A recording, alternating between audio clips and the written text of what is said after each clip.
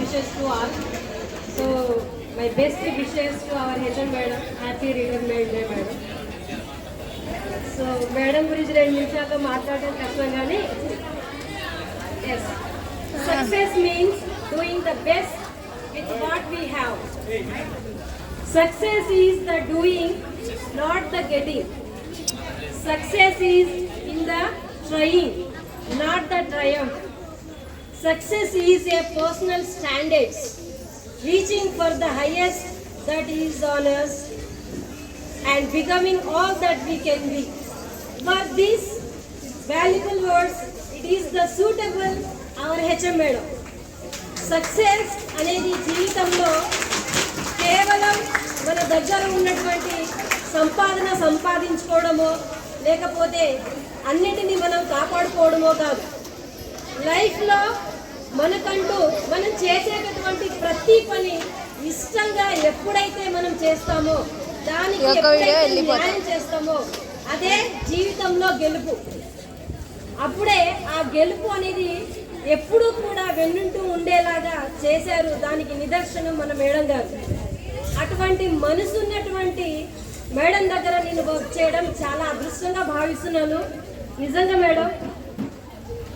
ఎందుకంటే మమ్మల్ని అందరినీ కూడా మేడం రోల్ మోడల్గా ఉంటూ మమ్మల్ని కూడా ఇంకొందరికి రోల్ మోడల్గా తయారు చేసినటువంటి గ్రేట్ పర్సనాలిటీ ఉన్నటువంటి పర్సన్ మన హెచ్ఎం మేడం గారు.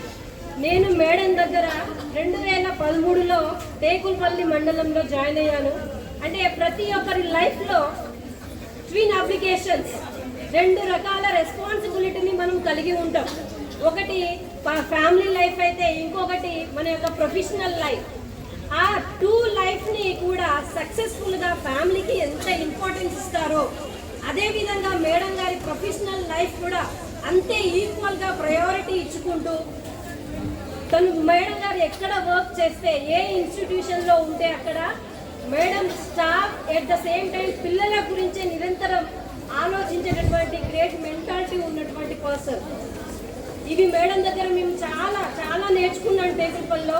నా career as a student life నుంచి టీచింగ్ లైఫ్లోకి ఎంటర్ అయినప్పుడు మాకు తెలియదు ఎలా టీచ్ చేయాలి, పిల్లలతో ఎలా ఉండాలి, ఎలా వర్క్ చేయాలి, అసలు ఈ జాబ్ ఎందుకు ఉంది, దేనికోసం ఉంది, అసలు పూర్తి స్థాయిలో మనకి దేవుడు ఇచ్చినటువంటి ఈ జాబ్కి నిజంగా న్యాయం చేయగలుగుతామా, ఎలా చేయాలి, ఇవన్నీ కూడా నేను మేడం అడ్మినిస్ట్రేషన్లో 2 ఇయర్స్ ఎవరైనా జాబ్లో ఎంటర్ అయినప్పుడు ఒక స్ట్రిక్ట్ ఆఫీసర్ దగ్గర, సిన్సియర్ ఆఫీసర్ దగ్గర మనం కంపల్సరీగా జాయిన్ అయితే ఆటోమేటిక్గా ఆ లైఫ్ అంతా కూడా సక్సెస్ఫుల్గా లీడ్ అవుతుంది.